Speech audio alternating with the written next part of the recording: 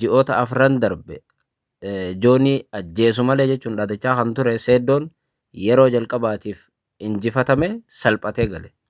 Ashama akkam jirtu daawwattoota hordoftoota Voice of Oromiyaa bakka jirtanitti nagaan keenya isin haa dhaqqabu jenna. Deebinee dhufnee jirra. Viidiyoo addaatiin deebinee dhufnee dorgommii cimaan haalaan eeggamaa ture. Dorgommiin uummanni Itoophiyaa guutuun eegaa tureef daawwachaa ture Adwaa Fight Nightiin galgala irraa gaggeeffamee jira. Dorgommiin kun akkaan eeggamaa ture keessumaa Seeddoof Joonii jidduutti namoonni hirmaatan kan biraa jiraatanillee jarri lamaan akkaan eeggamaa turanii dorgommiin kun haga halkan sa'aatii 9tti har'a xumuramee dhumti isaa immoo beekamee hoonoo gurbaan ji'a 4 guutuu dhaadde. Kan ammoo namoota hunda qaaxiraa bulchaana dabalate injifatamee galee namoota baay'ee aarsaa jira Seeddoon jechuudha. Maaltu akka mudate waan namoota achitti injifatanii fi kan injifataman gaggabaabsinee isin biraan geenya. Nufaana bu'aa YouTube keenya immoo subscribe godhaa. Egaa dorgommiin akkuma isin hin jenne dorgommiin Adwaa Fight Night ispoortii Itoophiyaatti baratamaa hin ta'in as dhiyoo baratamaa ta'ee fi uummata bira jaalatamummaa guddaa horate gaggeeffamee jira. Dorgommiin kun magaalaa Finfinneetti kan gaggeeffame lammiilee Itoophiyaa qofa otoo hin taane lammiin Sudaanis kan keessatti hirmaateedha. Falmii seena qabeessa hawwiin eeggamaa ture kuni ETFC duwwaa lama Adwaa Fight Nightidhaatti kan gaggeeffame. Dorgommii kanaan ammoo namoonni jajjabaan hedduun hirmaatanii jiru. Kan dhaadatan garii injifatanii jiru. Kan dhaadatanii injifatamanis hedduu turanii. Warroota dhaadatanii injifatan akkuma jiran kanneen dhaadatan irra caalaan isaanii kan kufanidha. Fakkeenyaaf tokko namoota dhaadatanii dachii tana garagalchanii ji'a 4 guutuu hirriba nama dhorkan keessaa kan kufe Seeddoodha jechuudha. Dorgommii kanaan wal qabatee wantoota achitti agarre keessaa fi akkasumas ammoo barnoota ni ta'a jenne yoo ilaalle namoota dorgommii san irratti hirmaatan dorgommii Adwaa Fight Night irratti Niqaata Hellinaadha. Yeroo lammaffaatiif falmii MMA irratti kan hirmaate. Roobel waliin morkii cimaa gaggeessee ture. Niqaata Hellinaan akkuma yaaddattan amma dura achumatti magaaluma Finfinneetti Joon waliin dorgommii MMA gaggeessee tumicha jabaa osoo hin raawwatin daqiiqaa takka keessatti injifatame. Jooniin injifatame jechuudha Niqaata Hellinaan. Yeroo sun namoonni baay'een itti qoosaa turanii galgala irraa ammoo yeroo duraa injifatamuu sanarraa barate Niqaata Hellinaan jechuudha.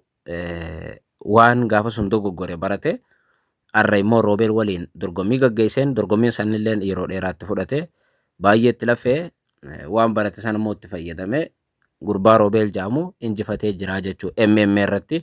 Gama biraatiin namoota biraa dorgommii irraa injifatanii fi dhaadheeffaman keessaa tokko lammiin Itoophiyaa lammii Suudaan dorgommii Mooyitaayitiin injifannoo argateedha. Lammiin Itoophiyaa suni Raabiqi, lammii Suudaan ammoo Isxifaan kan jaamu moote. Namoota baay'eedhaan sunillee jajamee jira. Gurbaan warra Suudaan sun jabaa akka ta'e namoonni itti dhiyeenyaan beekan keessumaa miila jala nama tumuu danda'anii. Haa ta'u malee lammiin Itoophiyaa lammii Suudaan san injifatee jira.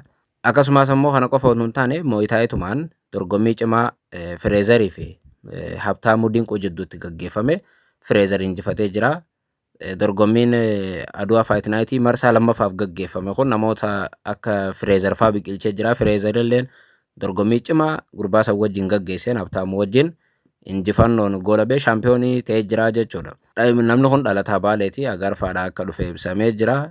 Dhalattoota Oromoo sadarkaa sanitti beekamtii argataniif achirratti injifannoo gaarii galmeessan keessaas mucaan tokko ture jechuudha. Dorgommii har'aa irratti kan biraa wantoota gaggeeffaman keessaa tokko dorgommii Buunyaa Ramaddii KG 63ti. Dorgommii sana ammoo Abrahaam Taayisan injifatee jira. Innis namoota baay'ee biratti jajamee jira. Kaan ammoo itti aanaa Saajii Masfiin Birruu dorgommii Buunyaadhuma KG 70 takkas injifatee jira.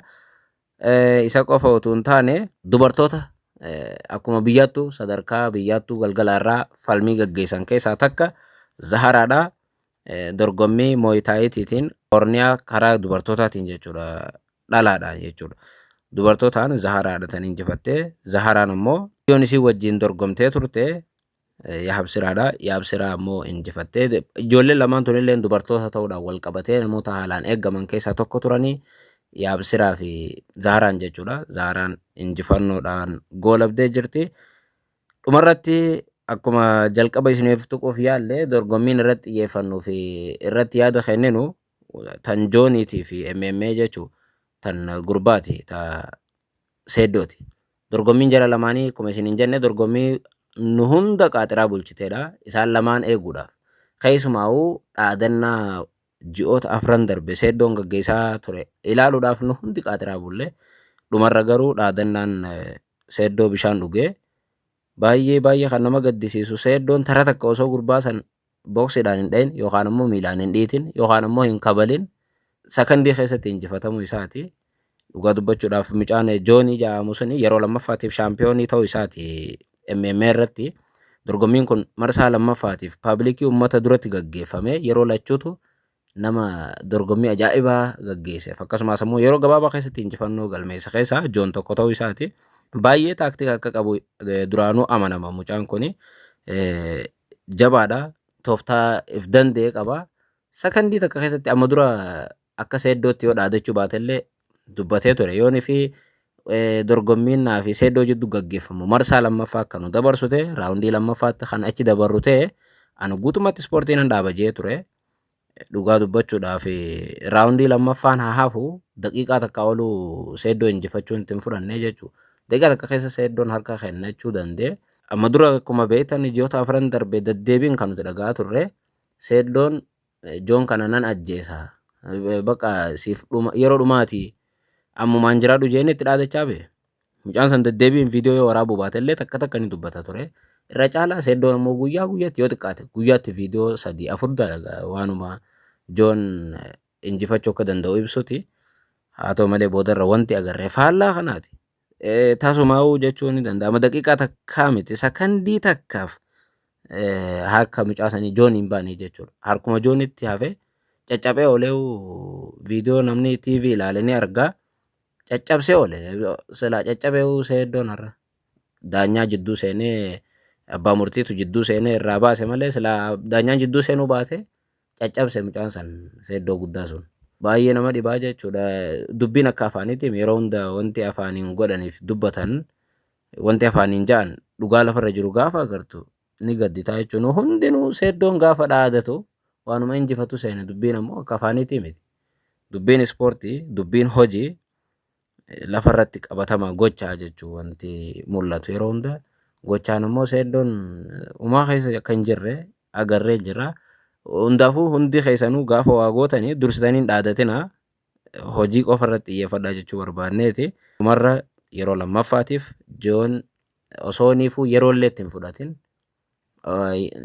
baay'eellee hin tumin yeroo gabaabaa keessatti injifannoo galmeessuu danda'ee jira jechuudha.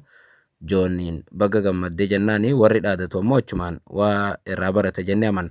Dhumarratti ammoo Itoophiyaatti ispoortiin gama maarshaal aartiitii fi gama walumaa galatti ispoortiin amma jalqabde amma ijoolleen itti jirtu tuni baay'ee jijjiirama fidaa jirti. Akkasumas ammoo namni ispoortii irratti akka xiyyeeffate baay'ee mul'ifti. Warri dorgommii Adwaa Fight Night kana qopheessanii biizinasa guddaa yeroo duraatiif Itoophiyaatti seenaa ispoortii Itoophiyaa keessatti dalagan jechuu ni dandeenya. Amma dura federeeshiniin kubbaa miilaa Itoophiyaas ni jira. Itoophiyaa keessa federeeshiniin atileetiksii Itoophiyaas jira. Wanti akka gartee tanaa uummata biyyattii harkisee hin jiru ispoortii keessa jechuudha.